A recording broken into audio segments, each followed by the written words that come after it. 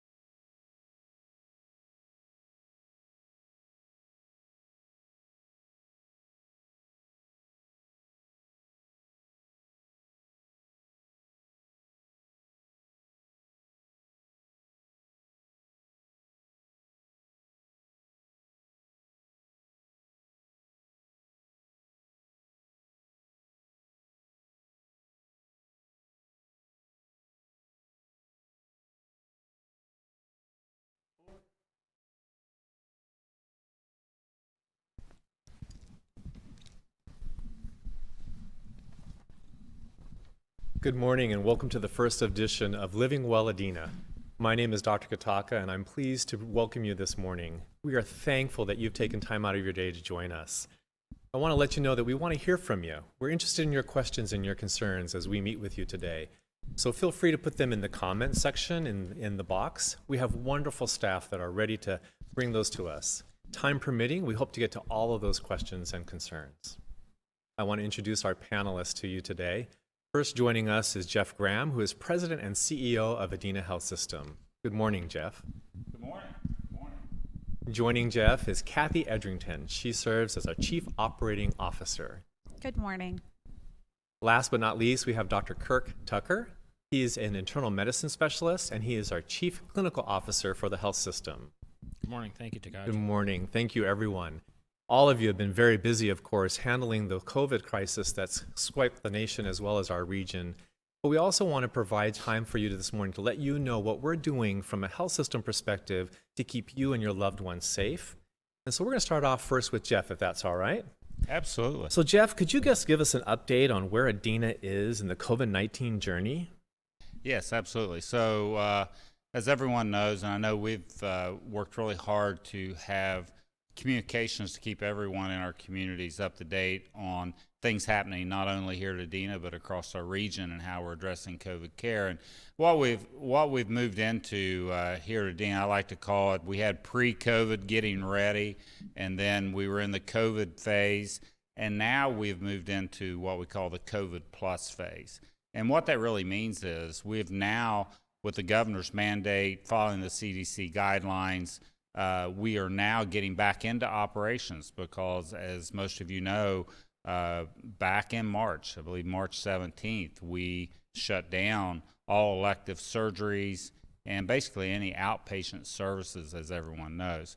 So now the governor has lifted some of those restrictions, and we're currently doing surgical procedures that can go home the same day. We're not allowed to do any surgical procedures that require an overnight stay unless they are emergent in nature. And obviously, I want everyone to understand that, and we'll talk more about the specifics, but I want everyone to understand it's very safe. This is a very, very safe place to come to, and we don't want people that are having issues, health issues, to feel like they can't come to Adena or reach out to their primary care provider to get that care, because you don't want to prolong that care.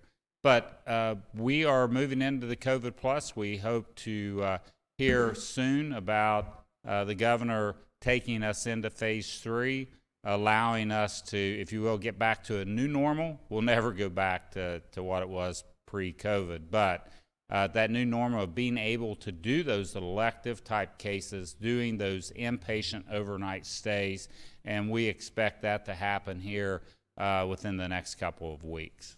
Yeah, thank you, Jeff. You know, you've mentioned a lot of work with the governor.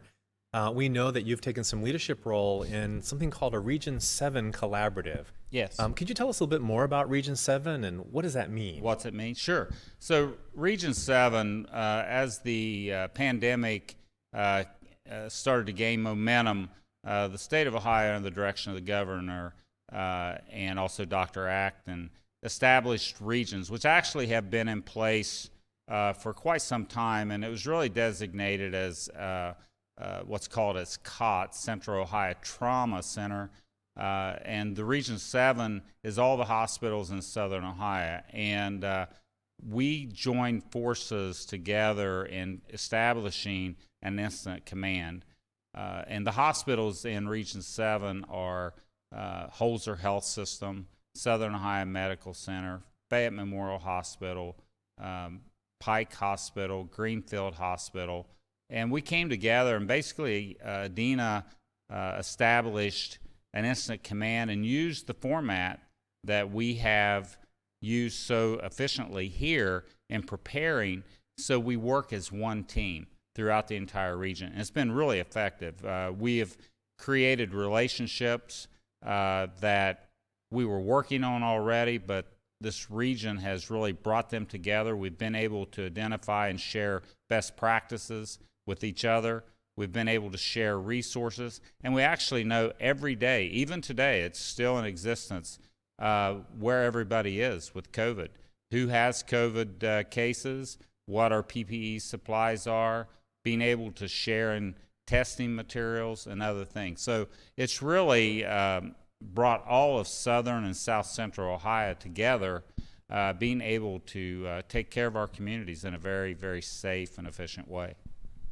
So Jeff, can you tell us a little bit about how the other hospitals have responded, such as Holzer or Fayette or SMC? Have they been partnering with you and working well? Absolutely. We have. We, as I said, we started probably a year and a half ago with Holzer and Southern Ohio Medical Center, the CEOs, talking about how we could develop a relationship, because all of us are very focused on keeping care close to home. We're also very focused on remaining independent and taking care of our communities. And so that really helped catapult, if you will, the COVID-19 Incident Command. All those CEOs, we have a regular meeting together talking not only about COVID, but how we can better partner together and share resources.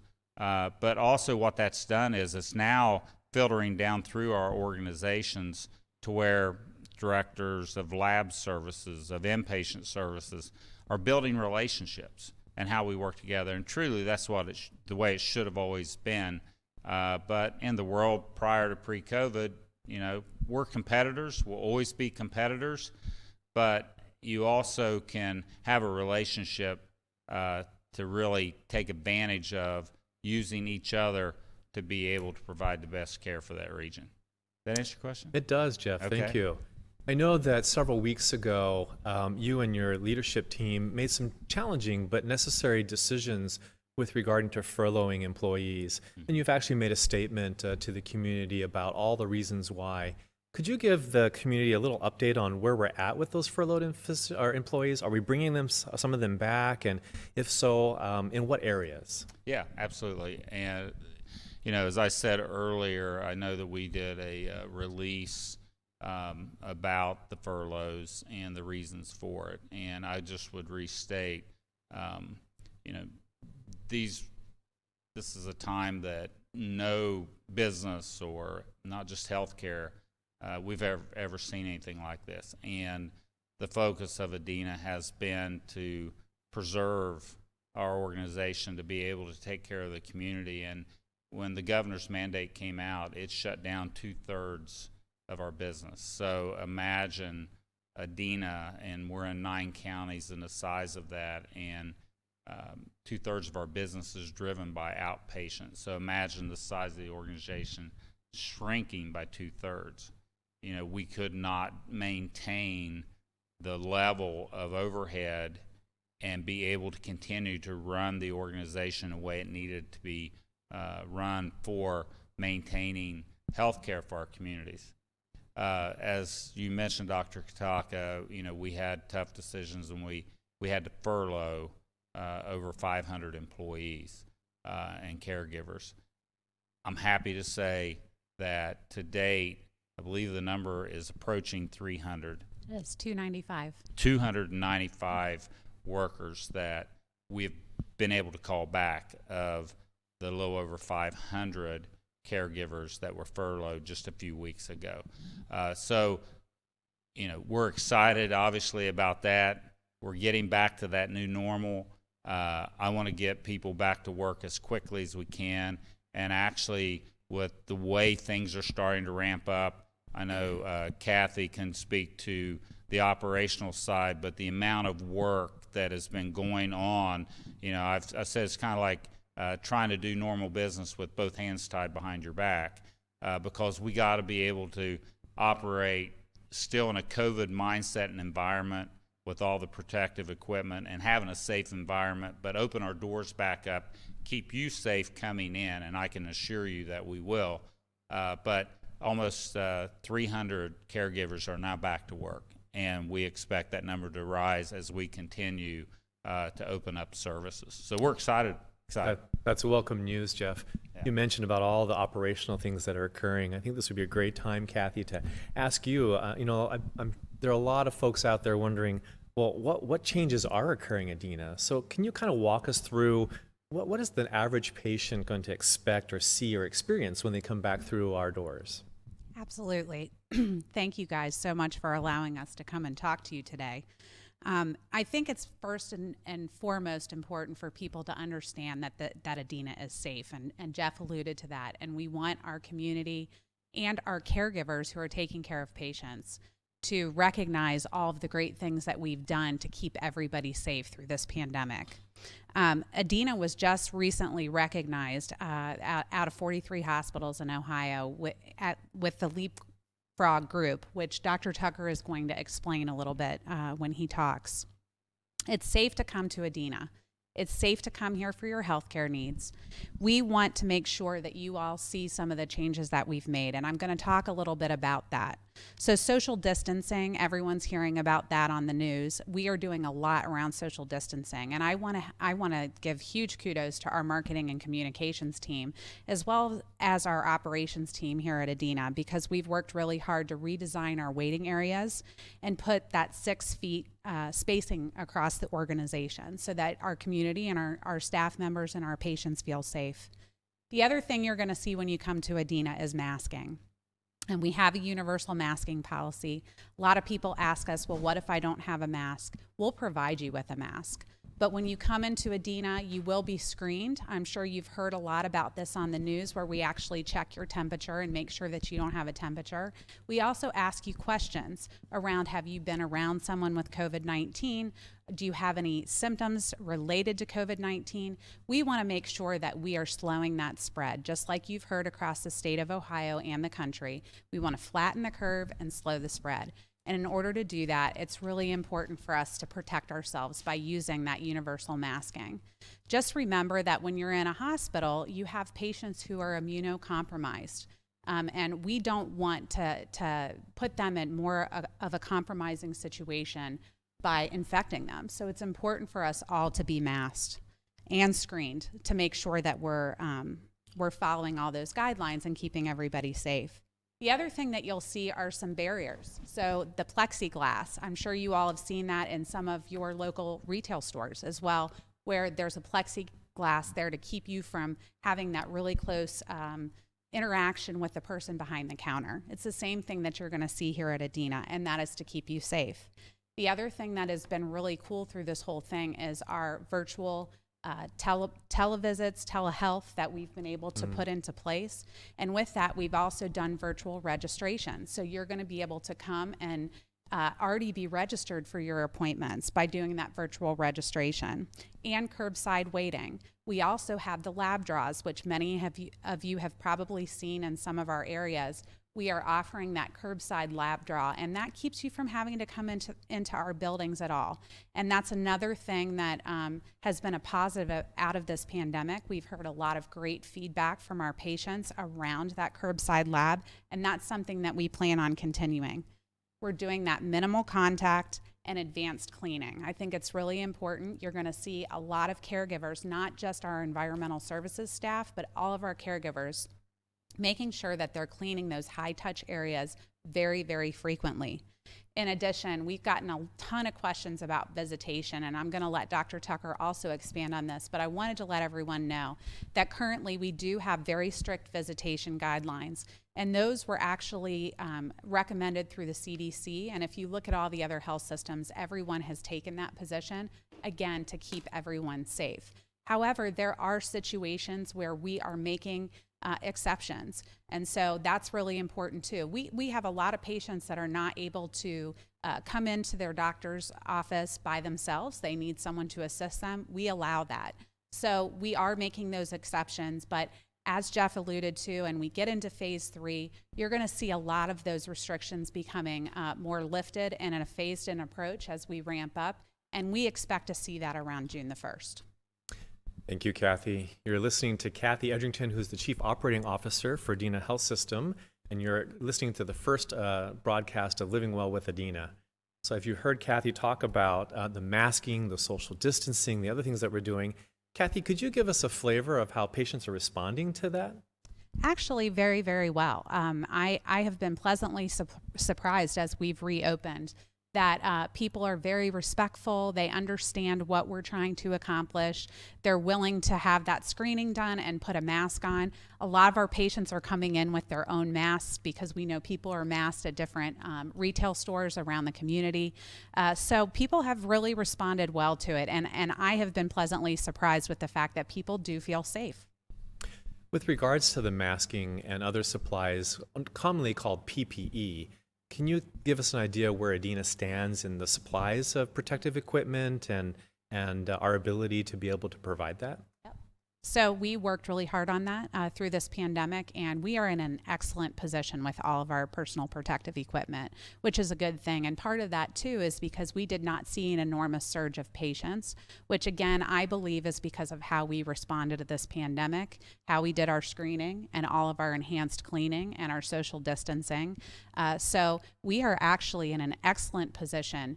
And I know that Jeff talked about COVID plus. We have to remember that we're going into an era where we're going to have to live in both environments, where we will have COVID-19 patients as well as other patients that are having different care.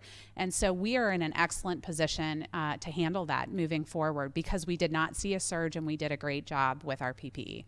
All right. Thank you, Kathy. I do want to remind folks out there that if you have questions or comments that you would like us to address, feel free to enter those in the comment section. and we have staff that will deliver those to us, and we'll be able to answer those for you. So you heard Kathy talk a little bit about the Leapfrog designation that Adena earned. Dr. Tucker, can you tell us a little bit more about Leapfrog and what are the criteria and what does it really mean? Sure, thanks, Takaji.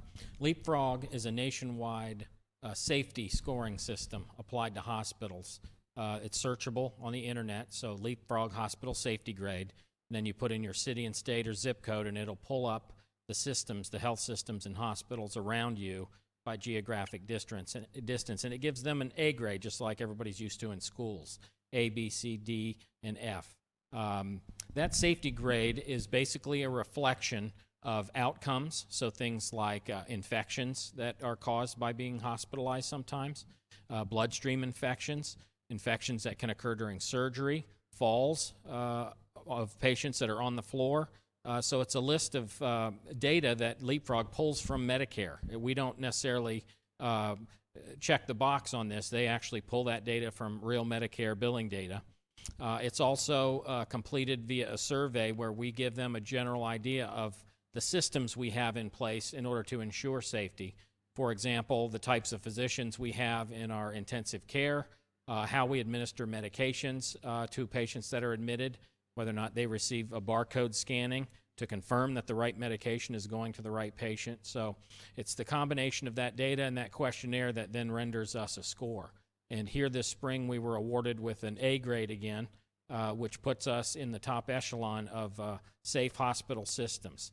It's a very important grade to receive and to know about. Johns Hopkins, many of you probably are using their website to track some of the coronavirus activity. They also have analyzed differences in outcomes, accidental deaths, meaning a death that wasn't anticipated in a hospital, depending upon that hospital's safety grade. And when you receive your care at a facility that has an A rating, the likelihood of an accidental death goes down dramatically, sometimes half, compared to what it would be in a hospital that gets a C, D, or an F. So we were very proud to have received that recognition, and our goals now are to look at every point in the data that is what I would consider a weak spot and to continually chase those down so that we will retain our A rating going forward. That's my top priority. Thank you, Dr. Tucker. We do have a question coming in from the audience. So I think this would be a perfect one for you to answer, if that's all right. If I had an appointment before COVID-19, do I need to reschedule that appointment? Yes. Something that's been happening nationwide in healthcare, and it's fascinating to me, is that the number of patients presenting to health systems all across the country with heart attacks and strokes has gone down by half. And there's not many ways to account for that. I don't believe that this is because people are sitting at home on the couch and not doing things. I think this is because people are scared to access health care. And that could be anywhere from the emergency department visit to a visit at my office. So that's very concerning because that means potentially life-threatening conditions that patients actually can survive with the right quick attention are not getting that attention. And I just heard of data this morning about deaths from heart attacks actually going up around the country. So yes, I would encourage you that if you had an office visit that for whatever reason was canceled or rescheduled, that you had for follow-up on chest x-ray in 3 months, or the status of your diabetes, or you're having new symptoms that you're not used to that concern you, reach out to your physician in that office and tell them you're ready to get put back on the schedule, and we will do our very best to get that done in an expedited fashion. So let me follow up with that, Dr. Tucker. So if I hear you correctly, is your advice then to a patient who might be experiencing really bad chest pain that they should seek out medical care? Absolutely. So at this point in time, all of those concerning symptoms. So I saw a patient yesterday that's had abdominal pain for 2 months, and it told me at the office visit that she was waiting through the coronavirus pandemic to come see me about it. So yes, if you're having chest pain, breathing problems, severe headaches you're not used to, neurologic symptoms like weakness in an arm, please do not wait. Come to the emergency department. I think you'll be very pleasantly surprised at how they're handling operations there and in the offices to keep people safe. being masked when you enter the facility. I know the visitation policy is tough. I've been at the door many times and listened to frustrated family members. Understanding that we are doing that to keep everybody safe, employees, other patients at the facility, and you visiting us. The last thing I want to do, safety is my top priority, is be a part of making somebody ill. And we have taken every single precaution that we can to make sure that your experience with us is a safe one. So, Dr. Tucker, you've talked about the emergent type of situations, but that also brings to my mind, as a family physician, the need for routine care, such as mammography. Kathy, could you tell us a little bit about some of the things the system's doing for routine care, mammography, colonoscopy? When will that be up and running again? That's a great question. So, yes, we are starting with our endoscopy and mammography. Our mobile unit is going to be out next week, which is totally awesome. And one of the things that I wanted to follow up on from what Dr. Tucker was talking about was if we have patients that have canceled or we had to cancel due to this pandemic, in operations, we are actually, from the Adena Medical Group and our other outpatient testing, reaching out to patients to reschedule them. So we're trying to get ahead of that as well. If you haven't gotten a call, please call into us, but just know that we also have folks that are making those phone calls to get everybody rescheduled. Thank you, Kathy. So, Dr. Tucker, I'll go back to you again. A lot of folks have questions around testing, and it's very confusing out there, right? How do we get testing? What's the antibody testing? Can you kind of walk through our viewers who are listening in to Living Well Adena about when should they get tested? How do they do that? Sure, thanks, Takaji. So I want everyone to think about two types of testing. The first type of testing is determine if you are actively infected with the virus, if it is present within your body or in your respiratory tract. That is where everybody talks about the nasal swab. That particular test was in very short supply early on in this pandemic, and we were at the mercy of the state of Ohio in order to get most of our testing done in the early phases. We would have to collect a sample, and the patient would have to meet certain criteria in order for the state then to process that swab and tell us if you had it or if you didn't. Pretty quickly down in the progression of that, we had other systems, labs able to test for us outside of the Department of Health. And Ohio State Wexner developed a process where they, even in a limited capacity, they allow us 50 tests a week, if you can imagine. We had an alternate place to send tests to. And then finally, LabCorp was our third line. Some of the issues early on was because of the mass swabbing happening nationwide. The commercial labs like LabCorp and Quest got backed up to the point where we were waiting 7 to 10 days for results, which is of very limited utility. With that, Adena developed an internal process to be able to perform a rapid test here on any patient on the main campus. That test is where we collect that sample and within 45 minutes know whether or not the virus is present and detectable.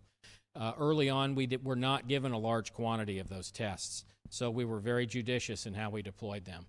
They were applied to the sickest of patients needing admitted to the hospital so that we could determine immediately if the patient needed to be taken to the coronavirus unit where all the appropriate isolation and the fancy equipment like the spacesuits are used to ensure protection of patients and caregivers. So that's the first type of testing, again, the swab testing. The second type of testing is actually what I hear most about in the news today, and that's the antibody testing. This test is a blood test that's drawn, and the result effectively, we believe, can tell you whether or not you have been exposed to the virus at some point in time. That antibody test, we don't know how long it's positive for. It's possible that in a year that you might have been positive, that would go away. We don't know yet. The other question that is out there is the big question, which means if I've had coronavirus and I've got antibodies to coronavirus on my test, can I get it again? And at this point, there is no resounding yes answer. So it's very important for the community to understand that if you seek this testing and get a positive result, it does not mean throw all caution to the wind. You're now superhuman. You don't need a mask, and you can go any place you like and without care. We don't know the answer to that yet. So that has created issues, I think, for providers, physicians, and patients to truly know how we use this test. Adena has the ability to perform this test here on site. Again, it's a simple blood draw. The results are coming back. I've ordered a few of them so far in about 3 to 5 days. And at this point, the main thing about seeking that testing is to actually know what to do with the result. And if you're just curious and you just think, I know I had coronavirus and I just want to know if I have antibodies, you can get that test. I would check with your insurance payer first. Some of them do not cover it, so I don't want there to be any surprised patients. Generally speaking, the cost of the test here is around $80, so some folks that might be worth knowing, and that's a personal decision between you and your healthcare provider. To get that test, we do require an order from a physician or nurse practitioner, so I think you can reach out and ask. So, Dr. Tucker, it sounds like self-protection is still very important during this time. Absolutely. Can you help the folks understand what that means? Yeah, I can tell you from my own perspective, I'm very tired. I'm tired of coronavirus. I'm tired of wearing masks. I'm tired of virtual meetings with my colleagues and friends here at the hospital. I'm tired of not going to restaurants. I'm tired of walking through Kroger's in a state of semi-fear, worried about touching things. When that happens, and it happens for long enough, we tend to become apathetic. We tend to want to throw up our hands and say, forget about it. I'm just going to, whatever. I would encourage us at this point, the country has made it through what I believe to be the main peak of this condition. Nobody knows exactly what will happen in the fall. I don't know any better than anyone else, but I do not believe there will be a second peak larger than the first. I don't believe that to be true. And I say that to implore you to continue with your efforts at social distancing, washing your hands, wearing your mask, being somewhat strategic about where you choose to go to a store, go off hours, buy all of your groceries maybe for a week or two. Try to keep things to a minimum. I would caution everyone about family gatherings. So, certainly, if you've got a nice big backyard that you can get 15 people out there and keep them spread apart in lawn chairs, and you want to have a Memorial Day weekend cookout, just be conscious of the fact that, try not to bunch together, try not to have people touching common utensils. It would be a terrible misfortune if we gave up now, and because of that, saw another explosion in this virus, which has already crippled our economy and killed nearly 100,000 people. So don't give up the fight yet. I have a lot of hope that by this summer and fall, we'll be talking about this more as a historical event and something that we need to just be vigilant for in our offices and emergency department, but not something that is common around the community and that all of us have to live in such fear. Thank you, Dr. Tucker. We do have a question that's coming in that's probably appropriate for you, Jeff. Before I ask the question, I just want to encourage the rest of you out there, make sure you get your questions in so we can answer them. Just comment in the comment panel, and we'll be able to get to those. So, Jeff, the question is, how is Adena helping our communities manage the COVID-19 pandemic? What kind of relationships or what partnerships do you have out there? Sure. So we have worked very closely with city and county officials, having in local nursing, long-term care facilities, EMS. We have really, if you talk about coming together as a community, not just Adena. It hasn't just been Adena. It's been everybody coming together as a group. And actually, I like to use the long-term care example of where that's been one of the governor's biggest concerns, is the outbreak of COVID within the prisons, as we've seen north in Pickaway and Marion, also into the long-term care facilities, because this virus can just be devastating when it gets in those types of facilities. So an example would be that leadership and teams from Adena long-term care facilities have put together plans of how do we all work together to address if or when COVID would strike in one of those facilities. I know Dr. Tucker and others have been on regular calls and meetings with our local prisons. We've been very fortunate that we haven't seen the major outbreaks within the prisons, but we also have been working with them to say, if this scenario happens, this is what we will do, even being very prescriptive of how Adena would interact with the prisons or the long-term care facilities or other areas. The other thing, going back to your Region 7, which might be helpful, Dr. Tucker and I are, it's less frequent now because we're moving into the COVID plus era, but we still, and Dr. Tucker, I believe, still on daily calls with the systems within the Columbus area, as Dr.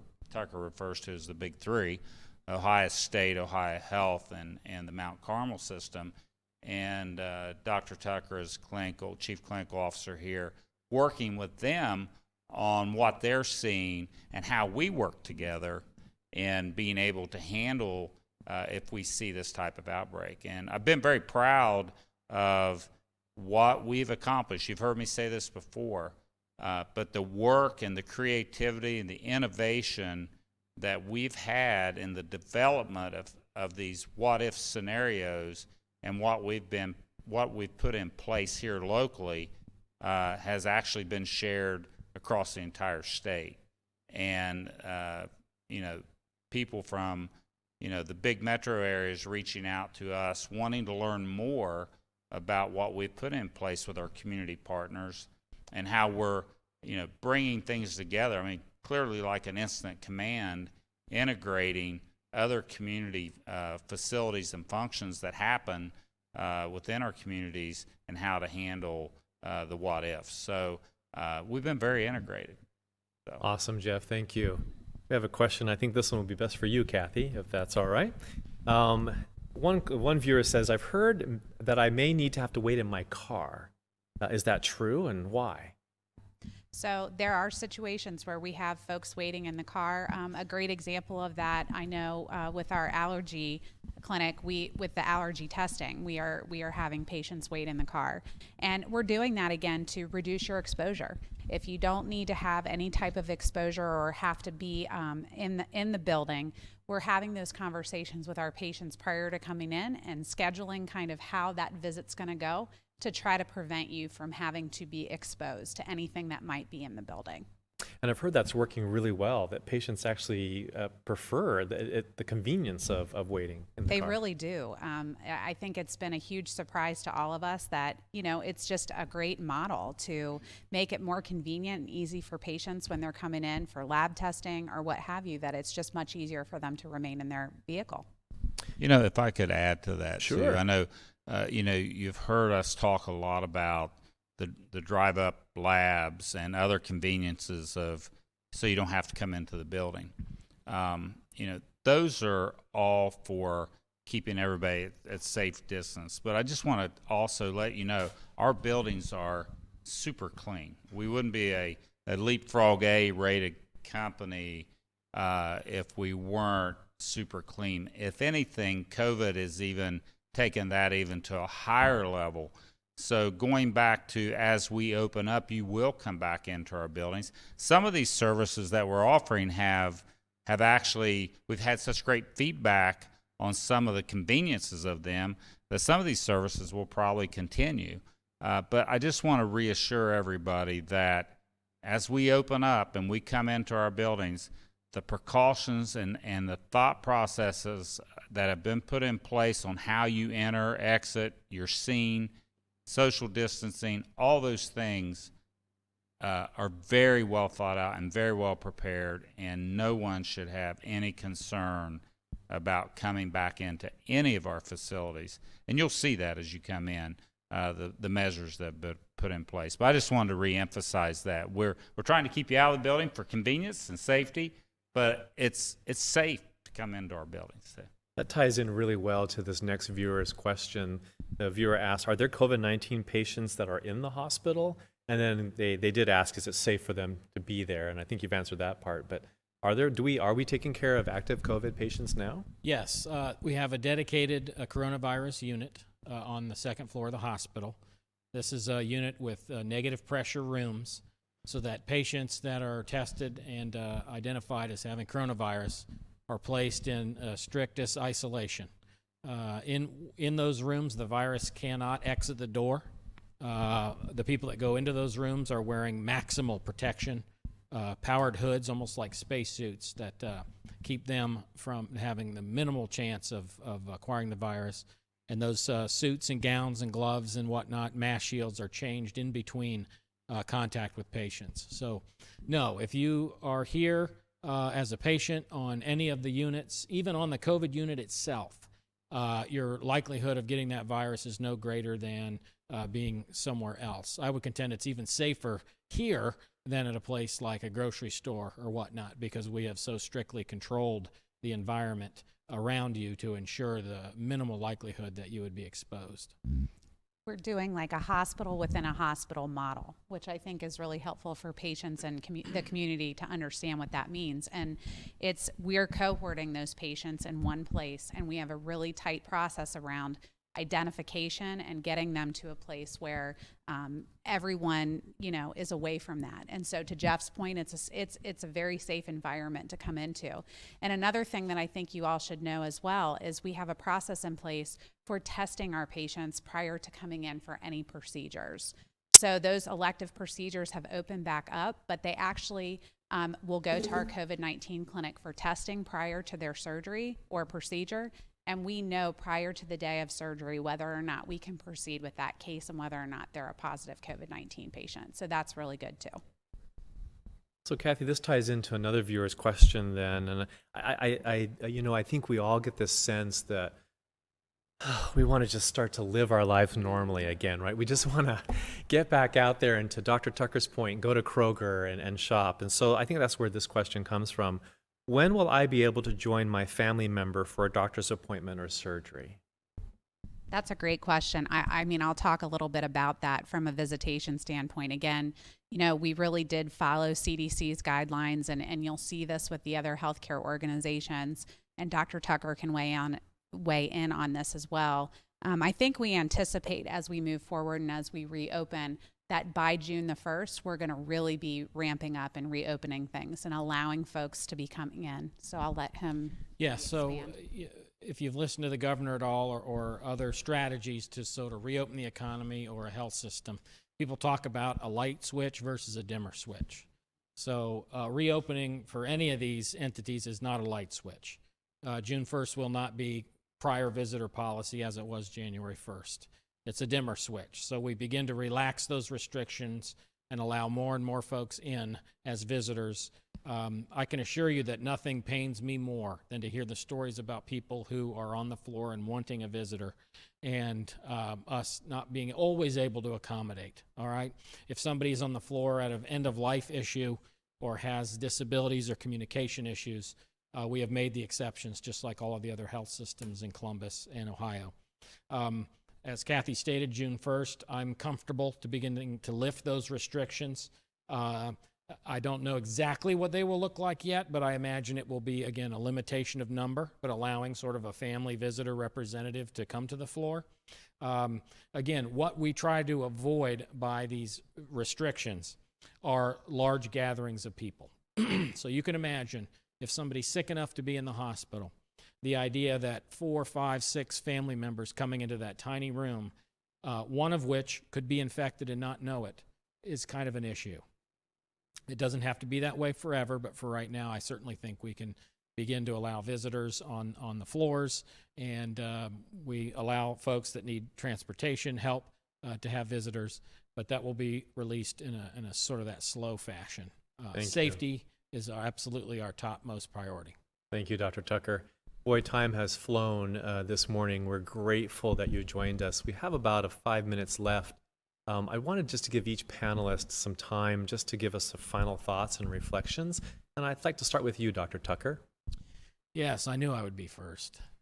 I didn't get too much warning there. So this has been a life-altering event for me and my family, my colleagues here. Things are going to be different for me professionally and personally going forward, I think, for the rest of my life because of coronavirus. The health system here made our decisions about how to handle this with the strictest focus on doing what is absolutely right for the folks in this community. I can tell you from the very get-go that Jeff's greatest fear, Kathy's greatest fear, were outbreaks in healthcare workers and us being a contributor to making people sick. God forbid, even a loss of life. To date, in this system of several thousand employees, we have had 6 healthcare workers that tested positive, all of which have recovered and are doing just fine. The decisions that we've made in this regard, from everything we've talked about today, have been with a complete focus on safety. Where we didn't know what to do, we did the best research we could. We reached out to places that might be a little bit ahead of us. We learned what they were doing, and we tried to replicate it. Going forward, that will be our mantra as well. And I know that some of these things are frustrating, and I really appreciate the community's patience, but this health system will continue to operate under a safety shield and make sure that what we are doing for you guys in our community is the absolute best that we can conjure up. And Kathy, your final thoughts? I ditto everything that Dr. Tucker said, because it was very well stated. One thing I want to add is that I don't think I could possibly be more proud of the work that Adena has done. I've been here for 2.5 years now, and we just accomplished so much during this pandemic that I just didn't think was possible, truly. And I can't say enough about the community, the leadership, the frontline staff, the professionalism. It's just outstanding. And I have just been so impressed. I feel so blessed to work here and so blessed to be part of this community and so blessed that we have this great health system here to take care of everyone. So those are my final thoughts, really. And Jeff? Yes, and so I would double ditto what they've said. I guess, for me, I am very proud of all the work that's happened pre-COVID and now COVID plus, because the amount of work that has went into literally 24/7, 7 days a week still happens. And we're not going to take our eye off the ball. We're going to continue to think outside the box. And to Kathy's point around how innovative and how fast, I mean, bringing telemedicine up in the amount of time it would normally take, and they did it in literally days, is pretty amazing. But I really want to stress as we close, trust that we have always had your best interests in mind and thoughts around everything we do. And now think about the COVID environment, it's even more. And our biggest concern is that you're okay, and that if you have something going on, like Dr. Tucker had mentioned, we need you to seek your primary care provider. If you have something that's not normal, feel comfortable in coming to the emergency department. I can't stress that enough. We're able to take care of it in a very safe manner. So the other thing I would wrap up by saying is, one of the things that I've been very focused on, and hopefully you're seeing this, is we have tried to over-communicate with all the different platforms available, and today's another example of that. And I know that this is going to be a regular event on Facebook Live. Not that the three of us will be here every time, but we want to be able to continue to give you exposure to how you can be treated, be able to talk to specialists within our system, to be able to ask your questions about any fears or just questions about certain procedures, but really be able to connect with you as a community, because we're here for you. And we want to be able to take the best possible care, and we're very proud of what we're able to do today. And we just want to use this platform as another venue to be able to continue to keep you informed and what's on the horizon. And we will do everything to keep you informed of what we're doing next. So thank you for those that joined today's Facebook Live. And be well and enjoy the Memorial Day weekend. Dr. Taka? Yeah, thanks to our panelists, Dr. Kirk Tucker, Kathy Edrington, and Jeff Graham. We are appreciative, especially to you who have joined us this morning. Thank you for your time. We hope you tune into our next edition of Living Well Adena, which will be on Thursday, June 4th at noon. Thank you very much.